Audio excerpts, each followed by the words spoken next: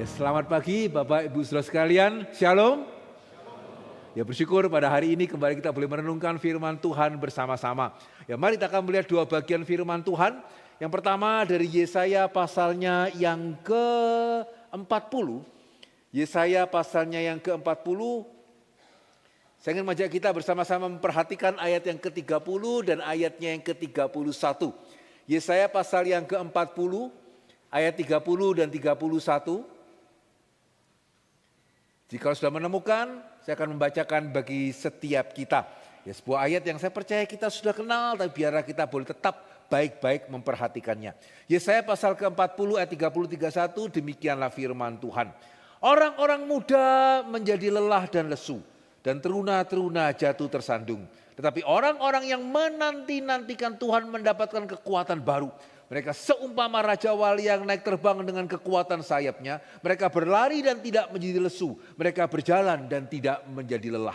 Saudara, tandai bagian ini kita akan melihat satu bagian lagi dari perjanjian baru. Dari Lukas pasalnya yang kedua. Lukas pasalnya yang kedua kita akan melihat ayat 25, kemudian 28 dan 29. Lukas pasal yang kedua ayat 25, 28 dan 29. Dan bolehkah ketika saya nanti membacakan, saudara memperhatikan apa persamaan dengan bagian Yesaya yang baru saudara dengarkan. Ya, Lukas pasal kedua ayat 25, saya akan mulai, demikianlah firman Tuhan. Adalah di Yerusalem seorang bernama Simeon, ya seorang yang benar dan saleh, yang menantikan penghiburan bagi Israel. Roh Kudus ada di atasnya. Ayat 28, ia menyambut anak itu dan menatangnya sambil memuji Allah, katanya, sekarang Tuhan, biarkanlah hambamu ini pergi dalam damai sejahtera sesuai dengan firman-Mu. Mari sekali lagi kita akan masuk di dalam doa. Ya Tuhan, kami sudah membaca firman-Mu dan kami akan merenungkannya bersama-sama. Pakailah hamba-Mu yang sangat-sangat terbatas ini ya Tuhan. Dan nyatakanlah kiranya kebenaran-Mu. Nyatakanlah kiranya isi hati Tuhan kepada setiap kami di tempat ini ya Tuhan. Sehingga biarlah kami boleh menjalani tahun 2026 dengan lebih berkenan lagi di hadapan Tuhan. Lebih daripada tahun yang baru lalu. Berkatilah ya Tuhan pemberitaan firman Tuhan sebentar ini. Di dalam nama Yesus kami berdoa dan kami bersyukur. Amin. Ya saudara dikasih oleh Tuhan, saya percaya kita yang memperhatikan sungguh-sungguh dua bagian yang firman Tuhan yang tadi saya bacakan tidak akan kesulitan menjawab ya. Apakah kaitan ya antara Simeon dengan Yesaya yang tadi kita bacakan? Jawabannya sangat sederhana, sangat jelas. Ya, di dalam Yesaya kita menemukan Nabi mengatakan orang yang mengasihi, orang yang menantikan Tuhan mendapatkan kekuatan baru. Di dalam Lukas tadi kita menemukan Simeon yang menantikan Tuhan. Ya, sehingga tema kita pada pagi hari ini adalah sejauh mana ya kita boleh menantikan Tuhan di tahun yang baru. Belajar menantikan Tuhan di tahun yang baru. Nah saudara, kedua bagian firman tadi bukan hanya sebatas sama-sama ya berbicara mengenai penantian. Tetapi kalau kita boleh masuk lebih dalam, kita akan melihat bagaimana Simeon. Ya, bukan hanya dia itu menantikan, tapi juga dia menunjukkan kepada setiap kita, membuktikan kepada setiap kita bahwa apa yang dikatakan di dalam Yesaya, ya itu benar adanya. Ya karena ya Yesaya pasal ke-40 yang tadi kita bacakan, ini adalah sebuah ayat yang indah. Yang kita akan dengan mudah mengamini, tapi betulkah sungguh-sungguh kita meyakini? Betulkah kita amin? Ya mereka yang menanti-nantikan Tuhan mendapatkan kekuatan baru. Ataukah sebetulnya kita amin di mulut. Tetapi sebetulnya yang kita yakini adalah orang yang menanti itu sepertinya lebih mungkin mana ya. Mendapatkan kekuatan baru atau kehilangan kekuatan yang lama. Ya siapa di antara saudara yang hobinya menanti, boleh saya tahu? Ya kalau saya boleh menebak rasanya ya enggak ada. Loh kenapa? Ya karena iya sih Alkitab mengatakan orang yang menantikan Tuhan mendapat kekuatan baru. Tapi kok dalam prakteknya sepertinya menantikan itu menjemukan, menantikan itu melelahkan begitu ya. Menantikan itu malah justru menghabiskan kekuatan yang lama. Bukannya mendapatkan kekuatan yang baru. Ya, sehingga mana yang betul ini ya? Apa yang Alkitab katakan atau realita hidup kita gitu. Tapi saudara yang menarik ya, ketika kita melihat, ya kita membandingkan Yesaya 40 dengan Lukas pasal kedua tadi. Kehidupan Simeon membuktikan kepada kita betul. Yang dikatakan oleh firman Tuhan itu betul. Karena ketika Simeon berkata di dalam Lukas pasal kedua ya, ayat yang ke-29. Sekarang ya Tuhan, biarkanlah hambamu ini pergi dalam damai sejahtera sesuai dengan firman-Mu. Ayat ini menunjukkan apa? Ayat ini menunjukkan yang pertama, Simeon ini sudah tua. Bahkan bukan cuma sudah tua, dia sudah hampir mati. Ya itu maksudnya sebetulnya ketika dia mengatakan, sekarang Tuhan biarkanlah hambamu ini pergi. Pergi kemana? Ya bukan pergi jalan-jalan. Pergi kemana? Ya pergi. Ya dalam pengertian meninggalkan dunia ini. Sehingga ayat ini berbicara mengenai Simeon yang sudah tua, lanjut usia, hampir mati.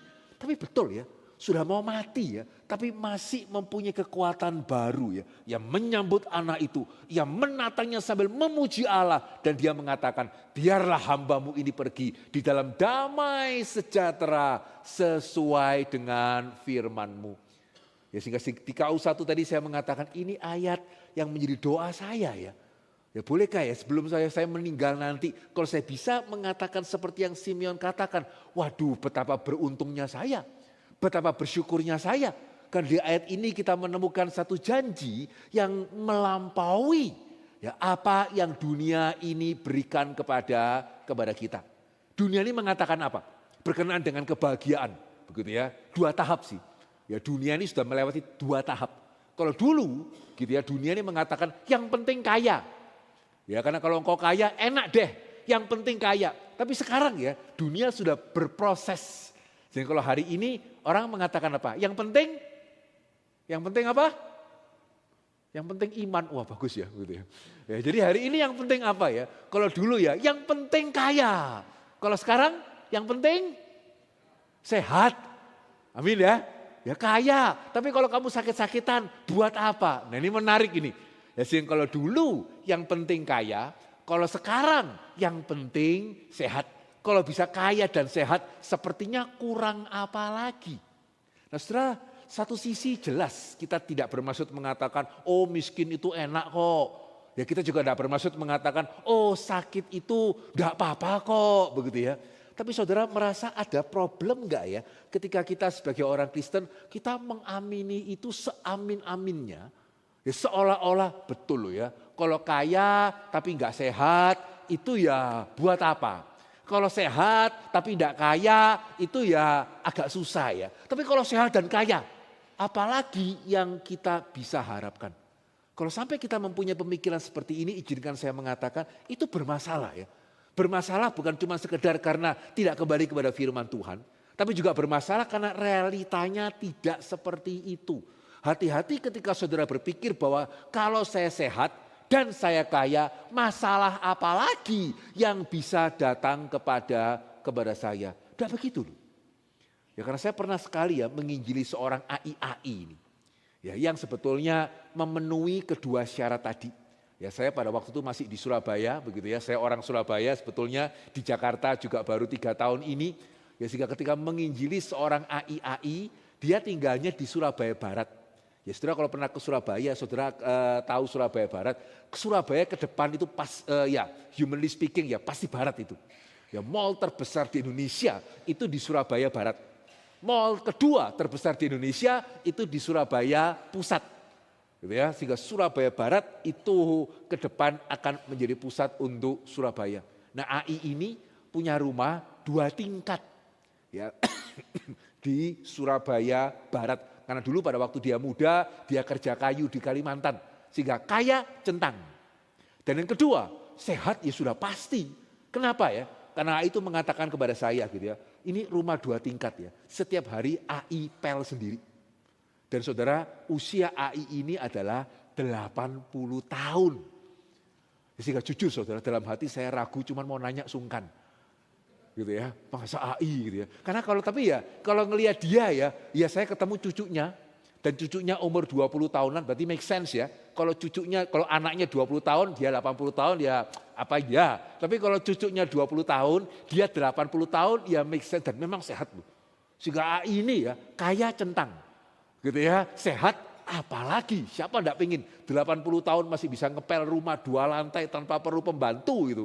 Nah saudara, tetapi saudara A itu mengatakan kepada saya ya, ini mesti sampai berapa lama lagi ya seperti ini. Karena kenapa dia kok tinggal sama cucunya? Karena papa dari anak ini stroke. Ya, sehingga papa dari anak ini kemudian sempat mau diracun oleh istrinya karena mungkin istrinya sudah nggak tahan. Ya, sehingga A ini nggak tega ya, akhirnya anaknya dia bawa. Jadi sebetulnya dia tinggal bersama cucunya, bersama dengan anaknya yang stroke nyaris total ya, benar-benar cuma bisa di tempat tidur. Sehingga A ini mengatakan mau sampai berapa lama lagi ya? A ini sudah tua. Ya kalau A mati ini bagaimana ini? Nah anak ini siapa? Ya, istrinya sudah nggak tahu di mana gitu ya, dan cucu masih sekolah. Terus nanti ini bagaimana itu? Sehingga dari sana saya belajar ya.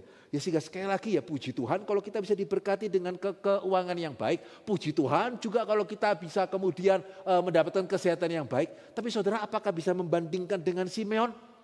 Ya, sehingga kerinduan saya, doa saya di hadapan Tuhan adalah boleh enggak ya? Ya saya masih bisa, betulkah saya masih bisa mengatakan, saya masih bisa memuji Tuhan, saya masih bisa bersuka cita, dan saya masih bisa mengatakan, ya Tuhan biarlah sekarang hamba-Mu pergi dalam damai sejahtera kemudian mati.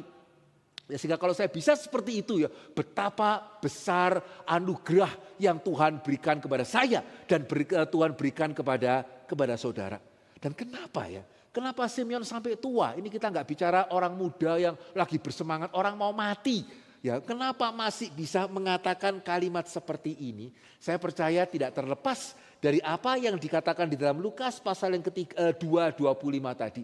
Karena dia seorang yang benar, dia seorang yang saleh, dan dia seorang yang menantikan penghiburan Tuhan. Itu bukti nyata bahwa apa yang dikatakan di dalam Yesaya, orang yang menantikan Tuhan mendapatkan kekuatan baru. Kita melihat buktinya di dalam kehidupan Simeon sampai lanjut usia, sampai mau menghembuskan nafas yang terakhir. Ya Tuhan, biarlah hamba-Mu ini boleh pergi di dalam damai sejahtera-Mu. Sehingga pertanyaan kita hari ini adalah kok lain ya? Ya kok bisa lain ini?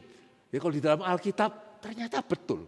Orang yang menantikan Tuhan mendapatkan kekuatan baru. Tapi kenapa bagi kita hari ini gitu ya? Waduh, menantikan Tuhan kok capek. Ya, menantikan Tuhan tuh kok kalau bisa jangan menyurutkan kekuatan gitu ya, menghabiskan kekuatan. Bedanya di mana? Ya, di mana perbedaan menantikan menurut Alkitab dengan kita menantikan hari ini? Saudara, ternyata ya nanti kita akan melihat ya bukan Alkitab salah ya. Tapi karena hari ini yang kita sebut sebagai penantian sebetulnya mempunyai sifat yang sangat berbeda setidaknya di dalam dua hal. Ya, penantian di dalam Alkitab dengan penantian hari ini, kenapa kok hasilnya beda? Karena memang ternyata ada dua perbedaan sifat yang besar. Gitu ya. Nah, kita akan mulai melihat yang pertama, di mana perbedaan penantian versi Alkitab dengan penantian versi hari ini. Kita kembali ya kepada Yesaya. Saudara perhatikan, apa persamaannya? Ya, apa persamaannya ketika Yesaya mengatakan orang yang menantikan Tuhan, mereka seumpama raja wali yang naik terbang. Mereka berlari dan tidak menjadi lesu. Mereka berjalan dan tidak menjadi lelah. Apa persamaan antara terbang, lari, jalan? Ya, mereka terbang seperti raja wali. Mereka berlari tidak lesu. Mereka jalan tidak lelah. Apa persamaan antara terbang, lari, jalan? Pertanyaan yang sederhana ya, gampang jawabannya kan? Ya tiga-tiganya aktif. Ya tiga-tiganya aktif. Pertanyaan saya, saudara pernah menyadari enggak? Penantian bagi kita hari ini aktif atau pasif? Ya, penantian yang kita rasa tadi ya, menghabiskan tenaga lah, bosen gitu ya, nanti lagi, nunggu lagi, sampai kapan mau menanti. Saudara, kenapa ya penantian hari ini kok membosankan, melelahkan, menggalaukan? Karena hari ini konsep penantian kita kan pasif. Ya sebentar, di dalam Alkitab, di dalam kehidupan Simeon juga tadi kita melihat dia aktif loh. Dia aktif berdoa, dia aktif ke bait suci. Sampai Roh Kudus mengatakan kepada dia ya, kamu tidak akan mati sampai kamu melihat Mesias. Ya sehingga ini perbedaan pertama ya. Penantian di dalam Alkitab itu bukan penantian yang pasif. Dan saya harap melalui firman hari ini kita belajar membedakan. Saudara, antara menanti dengan pasrah itu dua hal yang berbeda. Ya, menanti memang berbeda dengan panik. Tapi tadi di KU1 saya mengatakan perbedaan antara menantikan Tuhan dengan panik itu jauh masih lebih kecil dibandingkan perbedaan antara menantikan Tuhan dengan pasrah. Ya orang ketika di dalam kesulitan, ya orang Kristen di dalam kesulitan seringkali juga bisa panik kan. Tidak Tuhan-Tuhanan, tidak gereja-gerejaan, apa gunanya saya berdoa, Tuhan tidak ada. Nah ini panik. Begitu ya. Ya sehingga mestinya sih orang yang menantikan Tuhan ya tidak panikkan seperti ini. Tapi saudara percaya atau tidak percaya saya mengatakan ya, seberbeda-bedanya, sekontras-kontrasnya orang panik dengan orang menantikan Tuhan. Orang yang pasrah itu lebih jauh lagi sebetulnya dibandingkan dengan orang yang menanti. Ya, sehingga saudara kita perlu membedakan ya. Ketika orang menghadapi kesulitan ada 4 reaksi yang mungkin. Yang pertama tadi pasrah. Yang kedua tadi panik. Yang ketiga mimpi. Ya, orang dalam kesulitan, aduh kalau saya bisa dapat lotre atau kalau saya bisa dapat judi online menang, nah itu namanya mimpi. Ya, orang dalam kesulitan, ya itu pasrah. Yang kedua bisa menanti, yang ketiga bisa mimpi-mimpi. Aduh kalau saya ketemu pangeran saya lah atau ketemu sama putri siapalah gitu ya. Nah yang keempat menanti. Ya, sehingga saudara mesti menyadari ya, menanti itu beda dengan pasrah, beda dengan panik, beda dengan mimpi. Dan saudara termasuk yang mana gampang. Gampang untuk dikenali. Karena ciri dari keempat reaksi ini sangat berbeda dan mudah sekali dikategorikan. Ya, kalau saya boleh menjelaskan dengan sederhana sekali ya.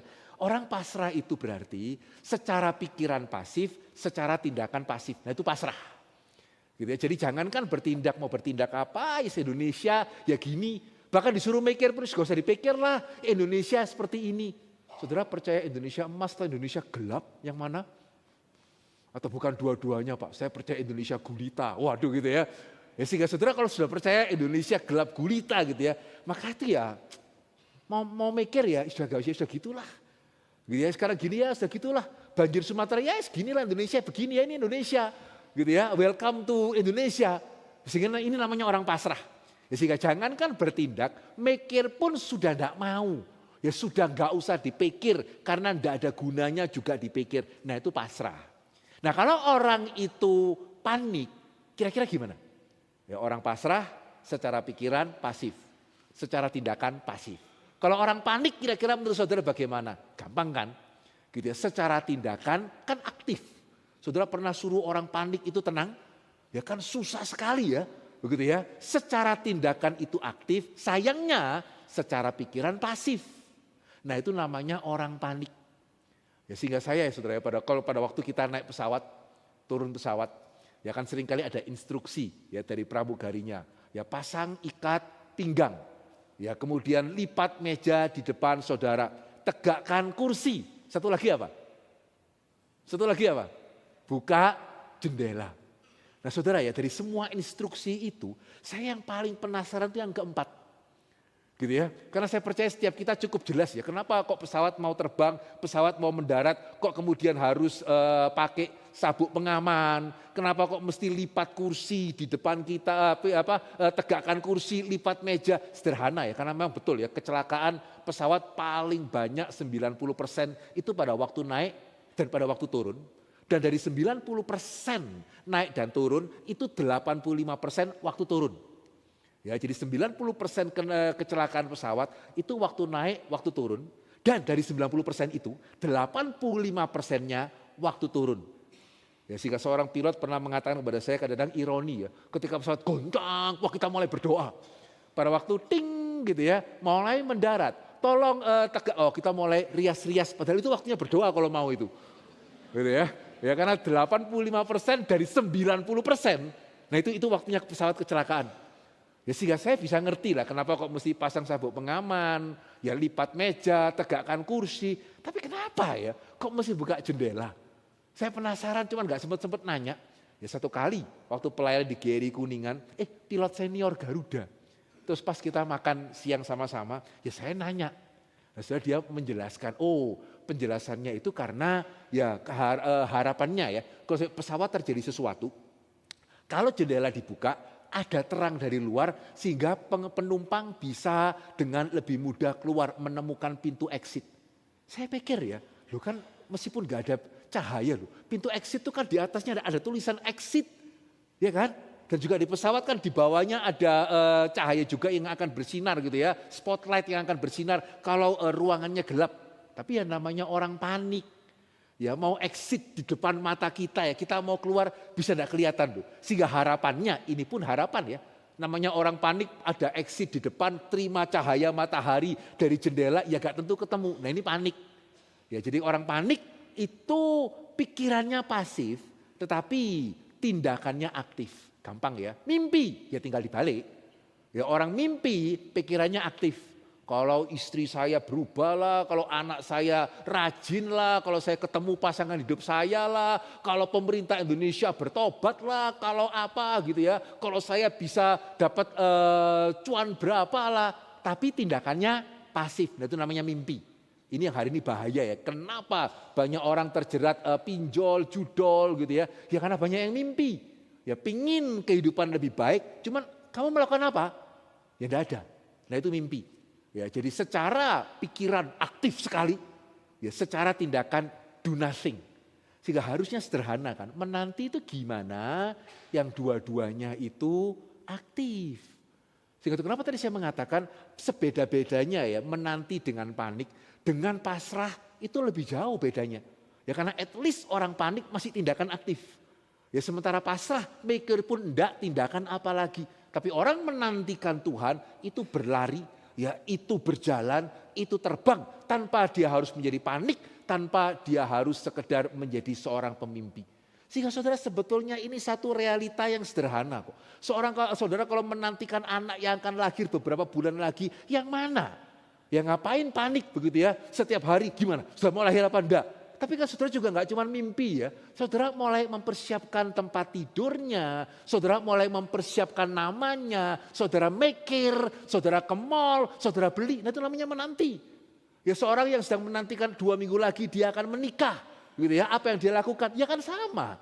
Ya dia mulai mempersiapkan gaunnya dan seterusnya. Pikirannya aktif, tindakannya aktif. Demikian juga sebetulnya orang yang menantikan Tuhan. Kalau memang dia percaya kepada Tuhan. Ya, sehingga apa bedanya ya? Menanti dengan pasrah. Yang membuat menanti, pasrah itu gampang ya. Semua orang bisa. Menanti itu susah.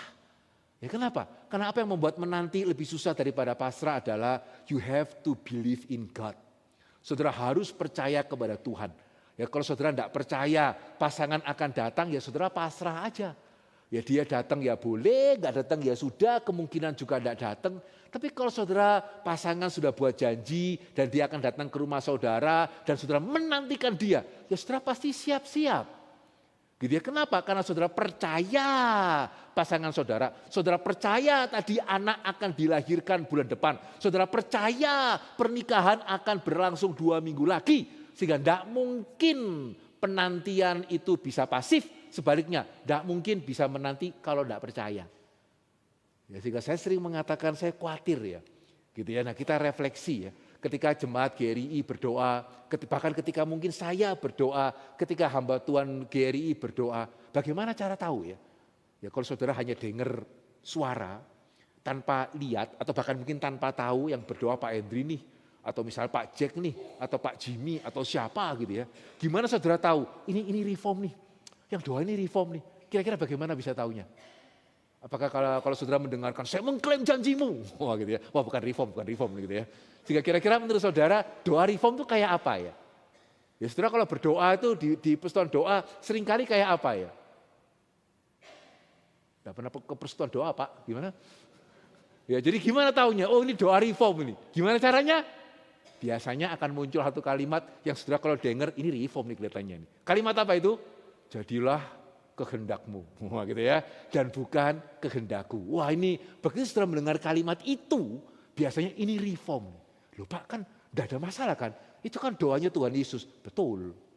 Ya tahu, tapi masalahnya adalah ketika Yesus mendoakan doa itu, ya dia mendoakan dengan hati yang percaya. Buktinya apa? Dia berdoa dengan sedemikian sungguh-sungguh sampai keringat itu menetes seperti tetesan darah. Padahal dia doanya di taman terbuka di malam hari. Yaitu satu doa yang sungguh-sungguh. Sehingga pada waktu Yesus mengatakan jadilah kehendakmu dan bukan kehendakku. Dia sudah bergumul itu dan bergumul sungguh-sungguh. Yang saya khawatir ketika kita dengan mudahnya mengatakan jadilah kehendakmu dan bukan kehendakku. Itu betulkah doa yang lahir dari kepercayaan? Doa yang lahir dari pergumulan atau doa yang lahir dari, karena sebetulnya jujur gitu ya. Jujurnya kita nggak yakin Tuhan menjawab sih. Cuman saya kan anak sopan. Ya kan? Ya saya kan anak sopan gitu ya. Jadi ya masa ngeklaim janji Tuhan, kita kan reform ya. Jadi ya sudahlah. Jadilah kehendakmu dan bukan kehendakku. Tapi pada waktu kita menyatakan kalimat itu ya, sebetulnya di dalam hati kita sudah tidak yakin didengarkan. Cuman kita termasuk tipe anak sopan. Jadi kalau saya nggak salah ya, pada waktu PA di Bandung, saya pernah mengatakan ini menarik atau ironis. Orang Katolik, orang karismatik, orang reform ketika berdoa di permukaan sepertinya beda kan, ya kan? Ya orang karismatik itu Tuhan berikan gitu, aku mengklaim janjimu gitu ya, amin, haleluya. Sementara orang reform kan jadilah kehendakmu dan bukan kehendakku. Kalau orang Katolik kan buat tanda salib gitu ya. Sehingga kalau seringkali saya mengatakan ya, kalau kita membandingkan anak, ya kalau kita membandingkan seperti anak ya, Katolik itu seperti anak yang ngotot ya. Minta mainan, enggak boleh, wah goleng. Ya, sementara anak reform tadi saya mengatakan anak yang sopan. Kalau Katolik itu ya, dalam hal berdoa kalau saya boleh mengatakan, bagaikan anak yang cerdik. Minta lewat emaknya. Betul kan? Iya kan? Ya, jadi gimana supaya dikasih? Minta lewat Bunda Maria. Ya, minta Maria bicara sama Tuhan Yesus. Pinter loh, ya kan? Ya, tapi menarik ya, 3 perbedaan ini dasarnya sama. Sehingga hati-hati ketika kita mengkritisi yang lain ya, kita juga mesti mengkritisi diri sendiri. Samanya di mana Pak? Ya sama-sama enggak percaya. Kenapa mesti ngotot? Kenapa mesti pakai klaim? Ya karena kalau enggak dikasih. Ya mesti ngotot. Sebaliknya juga sama kan. Kenapa mesti lewat emaknya? Kenapa mesti minta lewat emak? Ya karena kalau minta lewat mama susah. Dan susahnya papa mama sudah kerja sama. Kalau mama enggak mau, papa sudah enggak mau. Tapi kan saya anak pinter ya, lewat emak. Ya siapa tahu dengan tekanan emak, ya akhirnya papa mama mengabulkan saya yang minta. Dasarnya sama. Demikian juga kalau kita terlalu mudah. Ya jadilah kehendakmu dan bukan kehendakku. Sepertinya sopan, beda gitu ya. Tidak lewat jalan ketiga, tidak ngotot juga. Tapi jangan-jangan dasarnya sama ya. Ya sudahlah, sudah tahu kok gak dikabulkan. Nah, terus kenapa doa? Ya kan harus. Ya kan harus berdoa. Ya tapi sambil berdoa, sambil tidak bergairah, sambil berdoa ya sudah gitu doanya, ditutup dengan kehendakmu dan bukan kehendakku. Karena ya daripada kecewa, ya mending tidak usah berharap. Gitu ya, kan saya sudah ngomong jadilah kehendakmu. Sehingga pada waktu gak dikabulkan, ya sudah memang dari pertama saya sudah tahu kok dan saya sudah siap. Ya sudah tidak mungkin menanti. Gitu ya, menantikan Tuhan itu aktif. Tapi saudara tidak bisa aktif kalau saudara sudah belum apa-apa itu sudah tidak percaya. Sehingga bagi saya ya, satu contoh doa penantian yang luar biasa itu adalah Nehemia. Tahu semua cerita ini kan? Nehemia hidup 80 tahun setelah orang Israel pulang dari pembuangan. Dan celakanya begitu ya. Celakanya 80 tahun loh. Hampir sama dengan kemerdekaan Indonesia ya. Bangun tembok pun belum bisa. Padahal pada waktu itu ya tembok itu bagaikan militer ya. Tidak ada tembok itu sama seperti kalau Indonesia tidak ada TNI. Begitu ya, sehingga ini situasinya bagaimana ini. Sehingga Nehemia mendengarkan mendengarkan berita itu dan dia susah hati. Tapi yang menarik ya, dia tidak pasrah. Ya, dia tidak panik. Dia tidak kemudian cuma mimpi, dia menanti. Tahu dari mana? Ya kan Nehemia berdoa kan? Betul ya? Ya tapi tahu dari mana? Dia tidak pasrah, dia tidak panik, dia tidak sekedar mimpi, dia benar-benar menantikan Tuhan. Dan betul-betul dia mendapatkan sungguh-sungguh kekuatan daripada Tuhan. Coba lihat sama-sama ya. Nehemia pasalnya yang kedua. Ya, Nehemia pasalnya yang kedua. Saudara, sebelum ke Nehemia pasal kedua ya, saudara ada yang tahu enggak ya? Kira-kira ya, Nehemia itu menanti berapa lama? Ya, Nehemia menanti berapa lama? Nah, saudara perhatikan terlebih dahulu ya. Nehemia pasal yang pertama, ayat yang pertama. Ya, Nehemia pasal yang pertama, ayat yang pertama. pada bulan Kislu. Riwayat Nehemia bin Hakalia pada bulan Kislu tahun ke-20 pemerintahan Artasasta. Ya Kislu. Kemudian Nehemia pasal kedua ayat yang pertama pada bulan Nisan. Itu kira-kira 10 bulan. Kislu ke Nisan 10 bulan. 10 bulan ini Nehemia ngapain? Pasrah, panik, gimana ini? Tembok Yerusalem kok enggak terbangun-bangun? Bagaimana ini? Dia panik, menyala-nyalakan Tuhan, di mana janjimu gitu ya. Dia panik ataukah dia sekedar mimpi?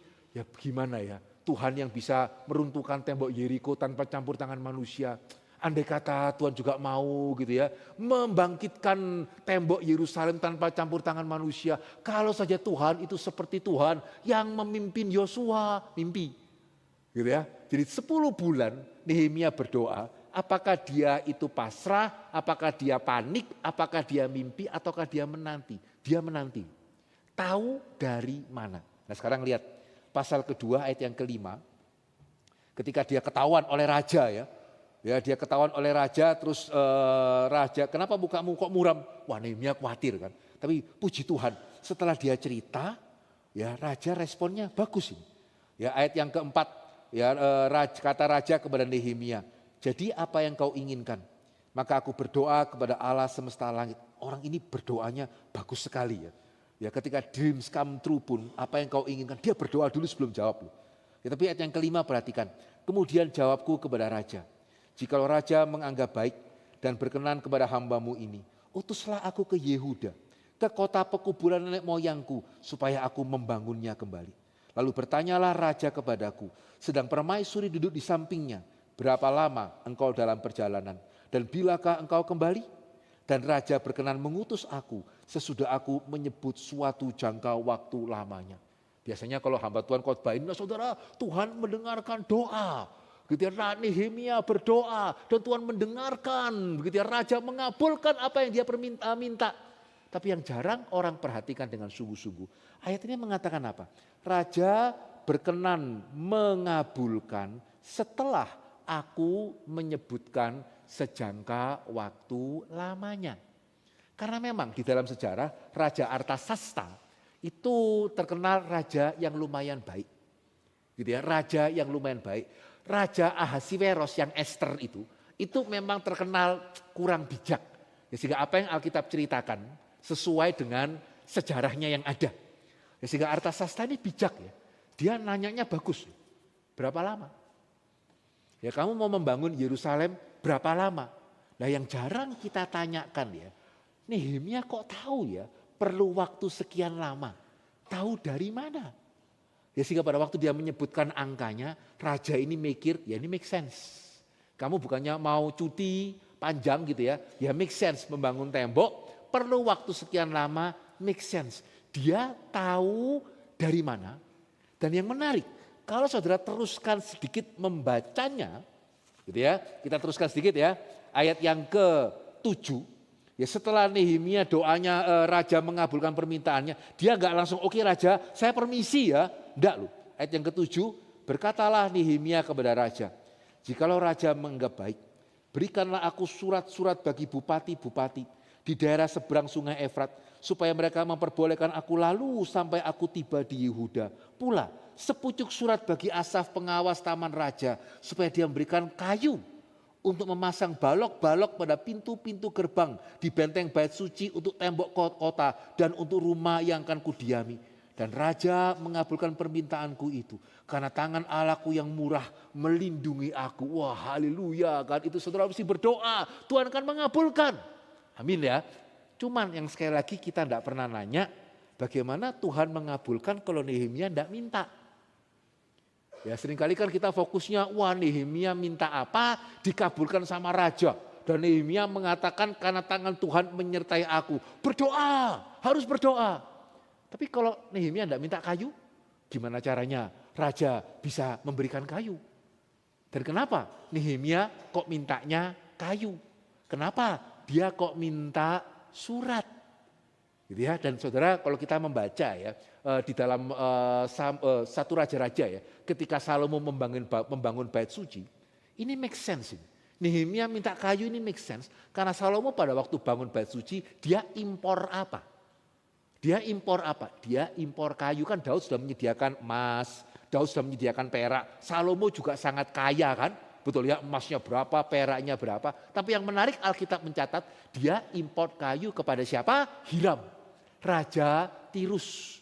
Yang berarti sepertinya ya, meskipun Yerusalem itu letaknya di bukit, ya tapi kayunya sepertinya kurang bagus atau mungkin kurang kuat, bukan seperti kayu jati atau bagaimana. Ya sehingga akhirnya Salomo merasa perlu untuk import kayu dari Hiram. Saya tukeri kota ya, saya kasih bahan makanan, tolong kamu kirim kayu untuk saya membangun rumah bagi Allahku. Tapi Nehemia tahu dari mana? Ya tadi saya mengatakan zaman Nehemia itu 80 tahun setelah pembuangan. 80 tahun setelah pemulangan. Jadi setelah orang Israel pulang dari Babel, itu 80 tahun belum bisa bangun tembok. Sehingga Nehemia sejak lahir ya belum pernah ke Israel itu. Kok bisa tahu pertanyaannya? Saudara, saya percayakan tadi saya mengatakan itu Nehemia contoh menanti ya. Selama 10 bulan dia berdoa di hadapan Tuhan, dia tidak pasrah.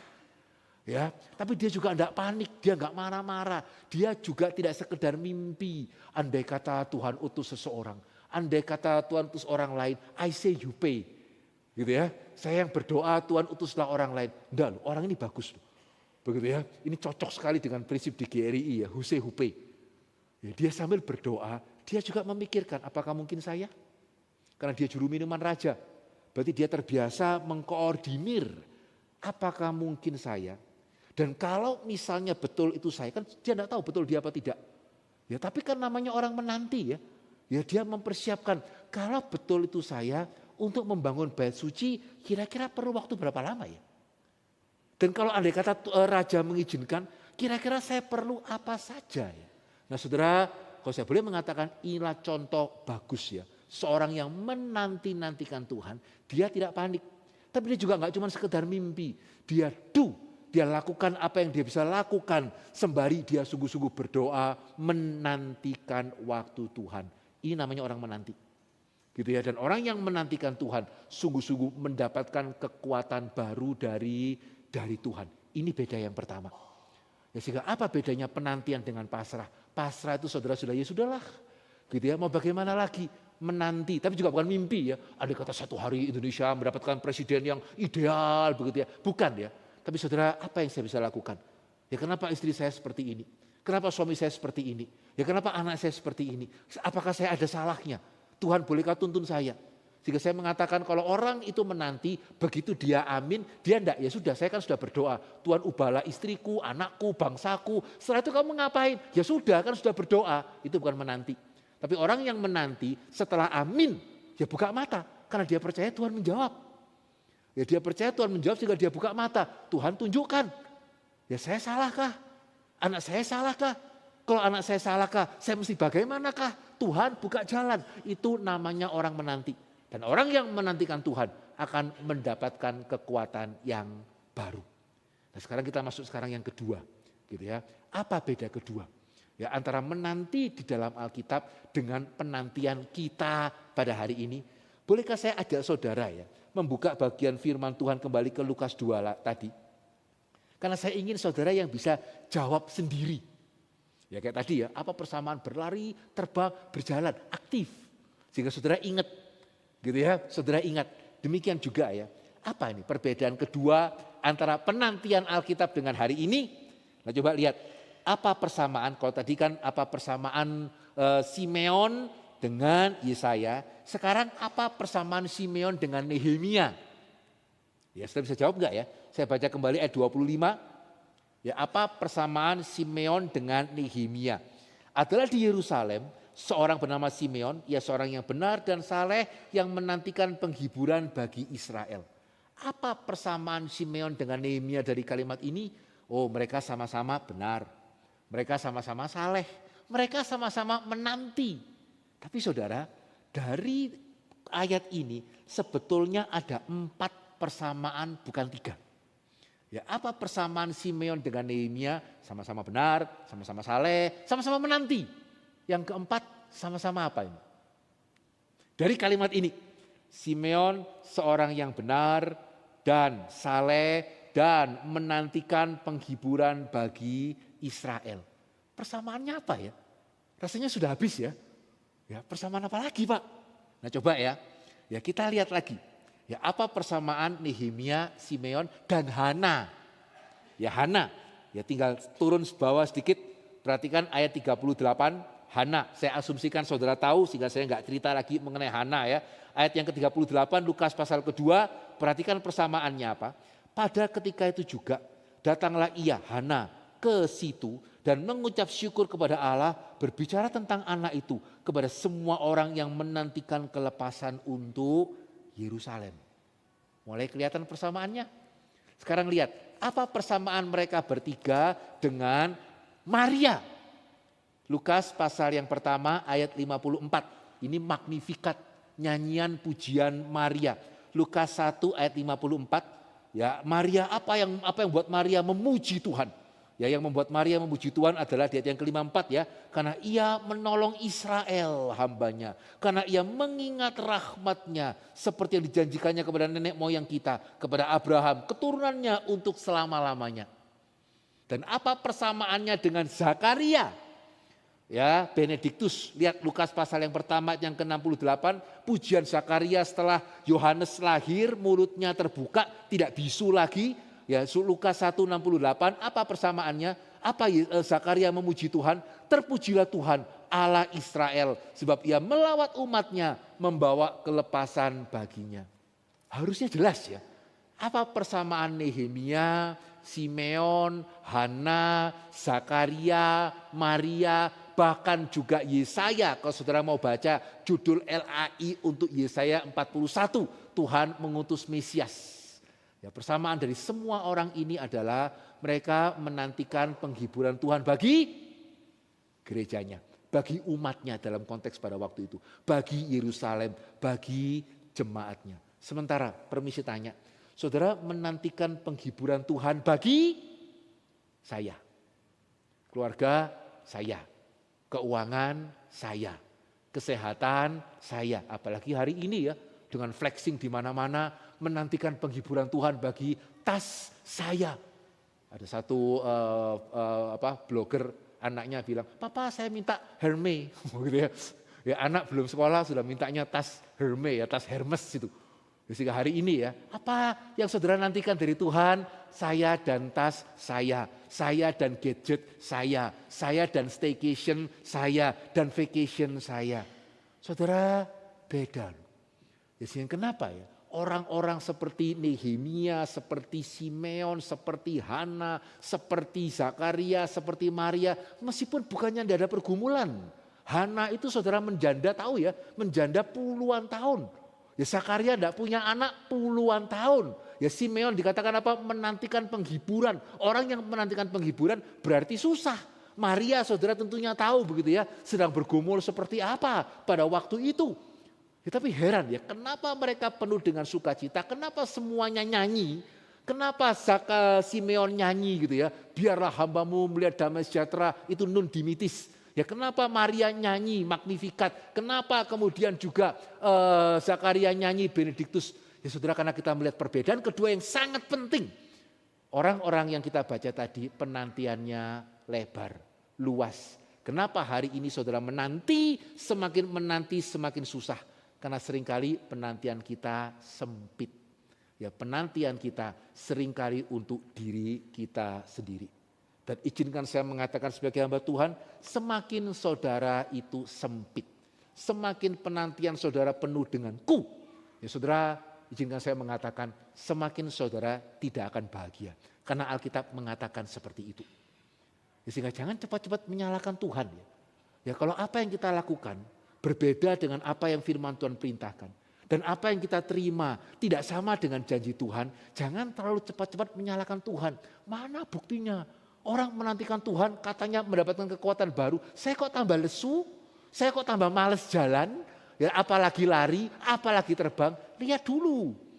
Ya jangan terlalu cepat mengatakan, wah Tuhan tidak setia dengan apa yang dia katakan. Jangan-jangan karena kita melakukan apa yang beda dari Alkitab. Dan karena Tuhan kita konsisten, karena Alkitab itu benar. Di mana salahnya ketika kita melakukan apa yang beda dari Alkitab, ya saudara mendapatkan apa yang beda dari janji Tuhan. Dan saudara boleh amin ya, kalau tahun 2026 ini bagi saudara, ya kalau saya tanya ya, gimana 2026? Ya wis pokoknya harapannya gak lebih jelek dari 2025 lah. Ya saya berani menebak, saudara pasti ya di dalam penantian saudara penuh sekali denganku. Ya penuh sekali dengan aku. Dan dunia ini semakin mendorong saudara. Kalau dulu ya tadi ya keuanganku, kesehatanku. Sekarang dengan IG, media sosial dipreteli satu-satu. Gadgetmu apa, tasmu merek apa gitu ya. Kamu liburannya kemana, makananmu restoran yang mana. Semakin itu yang menjadi penantian kita saudara, semakin heran ya. Bukan cuma orang Kristen kan, orang dunia juga kan. Mental health lah, yang penuh galau lah, perlu healing. Itu membuktikan Alkitab itu benar. Ya, sehingga jangan di mana salahnya Alkitab ya. Kita melakukan apa yang berbeda dengan yang firman Tuhan lakukan. Dan kita menerima apa yang berbeda dari janji Tuhan. Mesti sadar ya, bukan Tuhan yang suruh kita tobat. Yang kita suruh tobat, kita yang harusnya bertobat di hadapan Tuhan. Sebaliknya ya, bagi orang yang sungguh-sungguh terbeban dengan pekerjaan Tuhan. Ini bagus ya. Dari apa semua persamaan itu? Mereka terbeban atas umat Tuhan. Jadi di satu sisi tidak egois. Tapi di sisi yang lain tidak abstrak. Bagaimana dengan perubahan dunia begitu ya. Mereka terbeban dengan umat Tuhan. Sehingga hari ini ya, barang siapa yang tidak peduli akan gereja Tuhan akan menjadi abstrak atau egois. Sehingga pada waktu kemarin kami itu di persekutuan wilayah di Kemayoran. Ya, pada waktu yang membawakan firman adalah Vikaris Maya. Ya, saya sempat hadir dan saya ikut pimpin satu kelompok kecil. Setelah persekutuan wilayah kita bagi-bagi kelompok. Nah sesuai firman itu ya, saya bertanya kepada anggota kelompok, tahun ini bergumul apa? Ya kalau pertanyaannya sebatas itu ya harusnya jawabnya nggak susah ya, betul ya. Ada di sini yang tahun 2025 tanpa pergumulan, gitu ya. Jadi kalau saya tanya tahun ini bergumul apa? Apa yang mau didoakan? Nggak sulit sih. Pengalaman tahun-tahun lalu ada pasti, semua ada itu. Saya bergumul ini Pak, saya bergumul itu. Tapi karena waktu itu sesuai dengan firman, pertanyaan saya ganti sedikit. Saudara tahun ini bergumul apa yang tidak berkenaan dengan saudara? Nah, saya nggak tahu ya. Kalau saya tanya kepada jemaat GRI Bandung, tahun 2025 saudara bergumul sungguh-sungguh apa yang tidak berkenaan dengan saudara? Apakah kira-kira responnya akan berbeda atau akan sama dengan jemaat Kemayoran ini? Menurut saudara ya, ketika anggota kelompok saya tanya seperti itu, tahun ini saudara bergumul apa yang bukan berkenaan dengan saudara yang kita mau doakan sama-sama? Kira-kira semua lomba-lomba sharing atau mendadak hening? Yang mana ya? Dan kalau saya tanya kepada jemaat GRI Bandung, apakah dalam hal ini GRI Bandung berbeda dengan Jakarta atau kita satu GRI, kita sama dalam hal ini juga sama? Yang mana ya? Ya kalau saya tanya apa pergumulan saudara tahun 2025? Wah banyak ya. Apa pergumulan saudara 2025 yang tidak berkenaan dengan saudara? Ya ketika kita sudah coba mikir, ya dan ini sudah sekian detik berlalu sejak saya ngomong, dan kalau sampai setelah sekian detik saudara tidak ketemu, ya saudara di mana herannya? Ya kalau kita merasa 2025 ya gitu, 2026 ya wis kira-kira gitu, semoga enggak lebih jelek, sudah bersyukur. Izinkan saya mengatakan bukan karena menantikan Tuhan itu tidak mendapatkan kekuatan ya. Jangan-jangan karena mungkin penantian kita terlalu sempit. Ya, sehingga izinkan saya menutup dengan kesaksian saya pribadi ya. Tahun 2000 kalau misalnya ada yang nanya, Pak Hendri sendiri bagaimana? Ya tahun 2025 apa yang sungguh-sungguh didoakan, digumulkan yang bukan berkenaan dengan Pak Hendri? Puji Tuhan ada. Gitu ya. Karena tahun lalu ya di STTRI kami sedang mengurus akreditasi ya untuk program S3 dan juga untuk institusi. Nah, program S3 ini penting ya karena selama ini kita mendapatkan ya izin untuk menyelenggarakan kuliah tapi belum akreditasi. Karena memang kan masa awal tidak mungkin langsung akreditasi sehingga boleh mulai ya sehingga tahun lalu kita sudah ada lulusan ya. Pendeta Cipto Subeno yang minggu depan akan mengisi di sini. Satu lagi pendeta Ivan Kristiono ya sudah di wisuda tahun lalu. Sekaligus sebetulnya sambil kami mengurus akreditasi. Harusnya everything oke, banyak hal yang mesti dipenuhi. Ya, tapi puji Tuhan ya, bulan Juni ya asesor datang, penilai datang. Ya pada waktu via Zoom sih, gitu ya. Dan mereka nanya banyak hal, puji Tuhan semua bisa terpenuhi. Harapan kami itu baik kalau bisa baik sekali. Ya, dan waktu Juni itu cukup optimis ini. Gitu ya, harusnya baik sekali ini bisa. Tunggu kok hasil enggak keluar. Harusnya itu 2 minggu. Ya sampai Juli kok enggak keluar. Pada waktu dicek celaka. Ternyata ya ada satu perubahan peraturan. Ada peraturan yang berubah satu kata. Gitu ya. Dan begitu peraturan itu berubah satu kata, kita tidak bisa memenuhi syarat itu. Ya, sehingga saudara dulu tadinya salah satu syarat untuk mau S3 diakreditasi harus ada 2 guru besar. Kita punya 1 kan, Pendeta Benyamin Intan. Ya, itu adalah profesor Injili pertama kalau mau dikatakan sejak Indonesia merdeka. Ya, profesor I1. Tapi kan kita mesti punya 2. Tetapi puji Tuhan ya, ada profesor yang sudah emeritus. Kemudian kita ajak kerjasama, dia mau meskipun bukan sebagai hamba Tuhan GRI, ya dia bersedia untuk berbagian sehingga bisa diperhitungkan aman.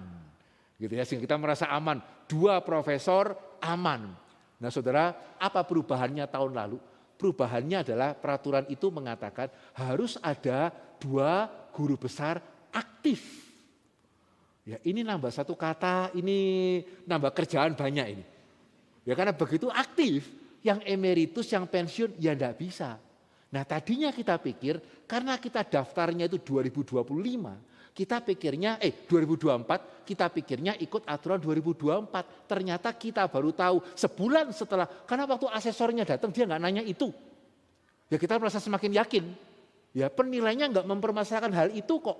Sebulan setelah dinilai baru kemudian merah karena harus ternyata guru besar aktif, dan kalau sampai Agustus tidak memenuhi S3 kita tutup.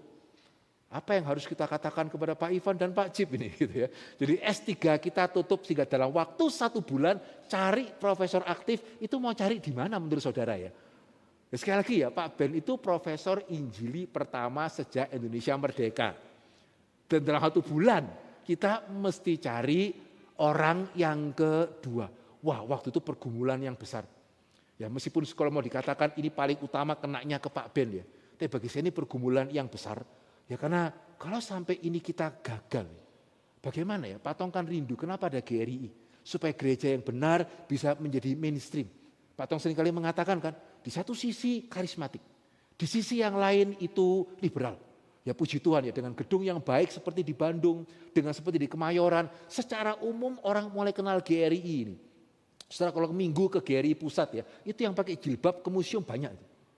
Ya, dan dalam hal ini kita sudah mempengaruhi kalau dulu ya Museum Nasional kita 15.000. Ya, itu saudara kalau mau ke Galeria Sofilia itu 150.000. Sepertinya Museum Indonesia ikut-ikut kita sekarang 100.000 itu.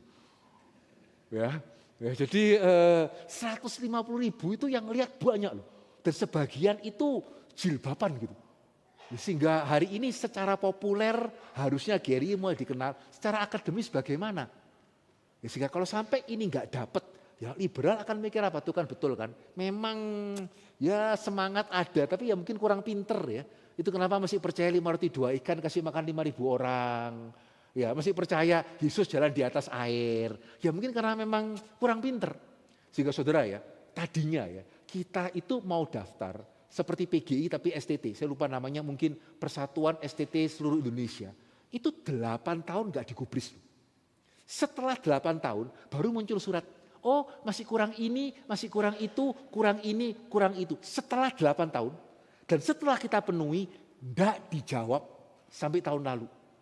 Ya mungkin mereka mikirnya itu ya, sini apa sih, ya akademisnya kurang gitu ya. Sehingga kalau sampai kemudian tahun lalu beneran ya kita tidak bisa mendapatkan profesor aktif, ya bener deh. Ya, memang orang Injili pinter ngomong ya, tapi mungkin akalnya kurang jalan. Ya, sehingga saudara gimana caranya ya dalam waktu 1 bulan? Ya, sehingga apakah kita harus kemudian pasrah Apakah kita harus mulai panik, Tuhan bagaimana ini ya gitu ya. Apakah kita harus mimpi andai kata peraturan tidak berubah gitu ya. Ya menanti. Ya kita berdoa, kita memproses, pertama-tama kita minta izin, bolehkah diperpanjang? Akhirnya oke, Desember. Ya puji Tuhan sih. Tapi juga sama ya, gimana caranya dalam waktu 3 bulan itu bisa dapat profesor aktif baru. Puji Tuhan ya. Pak Billy kirim artikel di jurnal internasional keterima, Pak Stefri, bukan hamba Tuhan Gary, tapi juga seorang yang masih aktif, kemudian juga berbagian juga di STTRI, juga kemudian artikelnya diterima di jurnal internasional. Sehingga mulai ada peluang dalam waktu 2 bulan. Ya, gimana bisa diproses? Secara manusia sebetulnya sudah bisa dikatakan tidak mungkin ya. Karena saudaranya Pak Ben itu rektor Petra di Surabaya 1,5 tahun karena gak bayar. Ya Pak Ben itu 1 tahun. Kita punya waktu 2 bulan. Tapi saudara ya Tuhan itu hidup dan betul-betul itu hidup. Dalam waktu 2 bulan. Ya kita bisa ada 2 profesor yang Desember yang lalu diserahkan SK-nya oleh Menteri Agama. Yang Januari kemarin muncul di Kemayoran itu. Ya menerima SK guru besar dari Menteri Agama dan minggu depan gitu ya, kita akan meneguhkan 2 orang bersama-sama dalam waktu 2 bulan. Dan saya baru tahu minggu lalu peraturan 2026 diganti lagi seperti 2024. Ya, ini kalau ibaratnya film ya, saudara kan mikir jangan makso lah Pak, masa ada film sekundernya jelek sekali seperti itu. Tapi ini bukan film. Jadi 2026 ya itu peraturan seperti 2024 aktifnya dicoret. Ya, saya tidak tahu kenapa ya, tapi apakah mungkin karena tahun lalu ya, begitu semua pada tahu banyak seminari itu bingung. Karena tahun ini banyak yang kemudian masa berlaku akreditasi ulangnya sudah tiba tahun ini. Sehingga tahun lalu saudara, semua orang tuh melihat apa yang akan terjadi pada STTRI itu. Sehingga saudara begitu keluar SK gitu ya. Yang tadi saya mengatakan persatuan seminari-seminari yang tadinya tidak menggubris kita ya. Ketuanya telepon, kapan kita bisa MOU? Gitu ya. Ketuanya telepon ya, kapan kita bisa MOU? Sehingga puji Tuhan. Ya bukan kita, bukan apa, tapi sekali lagi kerinduan yang benar dari Pak Tong ya. Gereja yang benar, ya bagaimana dikenal untuk alasan yang benar. Permisi tanya, itu bukan saya. Tadi nggak sempat ditayangkan ya. Ya kalau ditayangkan pun saudara nggak akan melihat foto saya di sana, gitu ya. Itu fotonya Pak Billy, itu fotonya Pak Stefri yang minggu depan itu akan diteguhkan di intern. Sudah terima SK bulan yang lalu.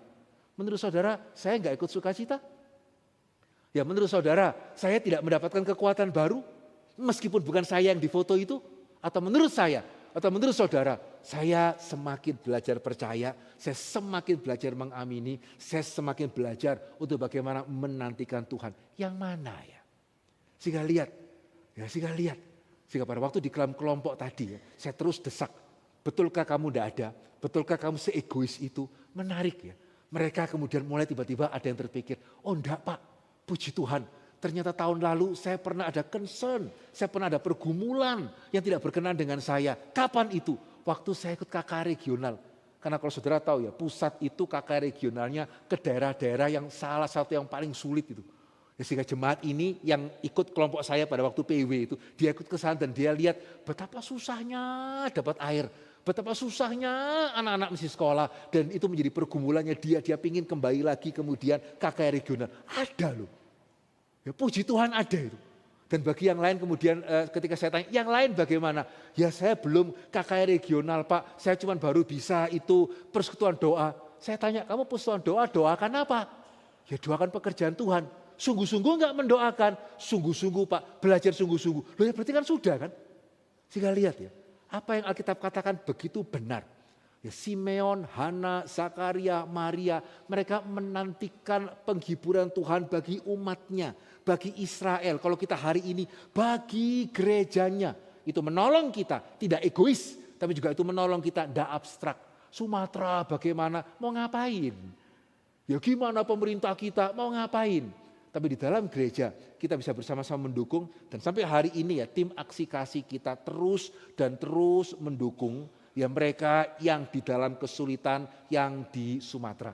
Ya saya harap penatua yang mendapatkan foto-foto di grup penatua ya bisa bantu sebarkan ke ke grup pengurus bisa bantu sebarkan ke jemaat sehingga saudara lihat ya di dalam gereja ya kita bisa menantikan Tuhan tidak sempit tapi juga menantikan Tuhan tidak abstrak.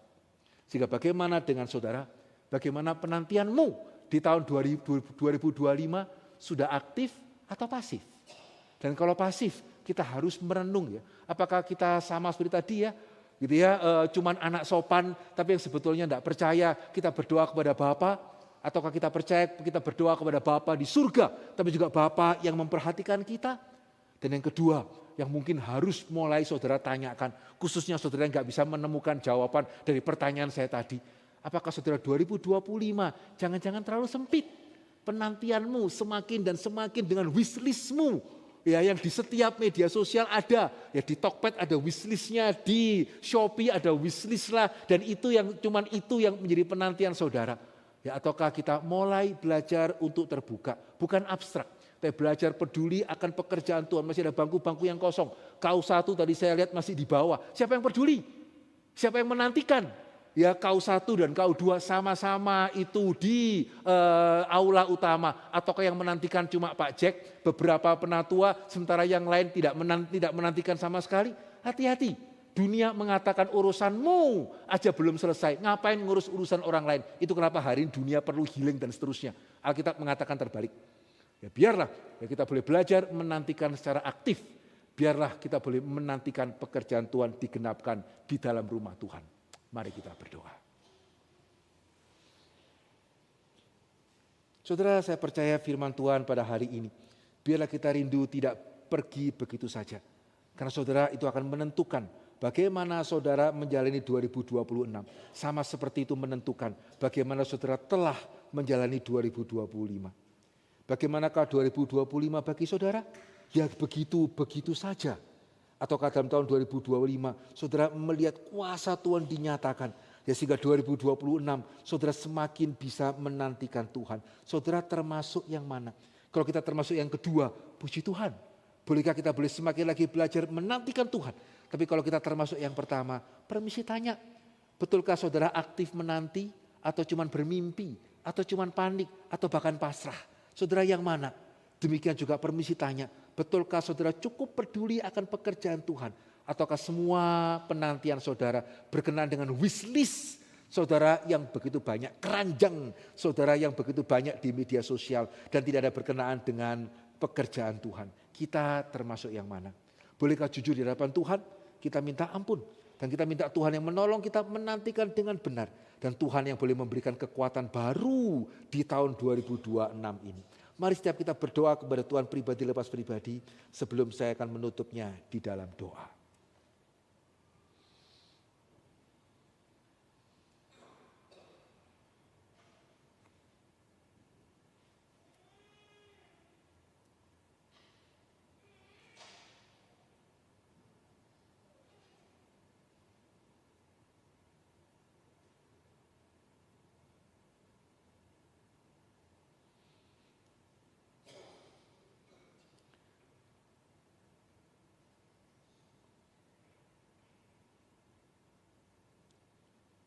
Bapa di dalam kerajaan surga, kami sungguh bersyukur dan berterima kasih sekali lagi ya Tuhan. Kami boleh memulai tahun yang baru ini dengan kebenaran firman-Mu. Yang kiranya ya Tuhan sungguh boleh memimpin kami ketika kami menjalani tahun yang baru kami mulai di bulan Januari ini. Ya Tuhan ampunilah kami kalau di tahun 2025 yang lalu ya Tuhan. Meskipun sepertinya kami menantikan Engkau. Sepertinya kami berharap kepada Engkau. Tapi jangan-jangan pengharapan kami begitu berbeda. Ampunilah kami ya Tuhan kalau kami mungkin lebih banyak panik. Kami mungkin lebih banyak mimpi atau bahkan kami mungkin sudah pasrah ya Tuhan. Ampunilah kami ya Tuhan dan ampunilah kami ya Tuhan kalau semua pengharapan kami hanya berkenaan dengan diri kami dan diri kami dan diri kami saja. Biarlah tahun 2026 boleh berbeda. Bukan karena situasi mendadak lebih baik. Bukan karena apa yang kami harapkan tiba-tiba tergenapi ya Tuhan. Tapi biarlah boleh berbeda. Kami akan belajar, karena kami boleh belajar menantikan Engkau secara benar. Menantikan Engkau secara aktif. Menantikan Engkau menyatakan kuasa-Mu. Bukan hanya atas hidup kami, tapi juga atas gereja Tuhan di tempat ini. Kami berdoa untuk Gereja Reform Injil Indonesia di Kota Bandung. Ya biarlah keberadaan daripada gedung yang sangat baik ini ya Tuhan boleh menjadi berkat. Ya bukan hanya untuk jemaat kami sendiri, tapi boleh menjadi berkat bagi seluruh bahkan kekristenan di Kota Bandung ini ya Tuhan. Biarlah ya Tuhan pengajaran Alkitab yang benar boleh mempengaruhi gereja-gereja yang lain. Dan biarlah jumlah jemaat Tuhan juga boleh tambahkan baik untuk KU1 maupun juga untuk KU2 maupun juga untuk pelayanan mahasiswa yang juga dilakukan. Terima kasih Bapak dalam kerajaan Tuhan, Bapak dalam kerajaan surga, ya, suara manusia sudah berlalu. Kiranya Roh Kudus Tuhan yang boleh terus berbicara kepada kami. Di dalam nama Yesus kami berdoa dan kami bersyukur. Amin.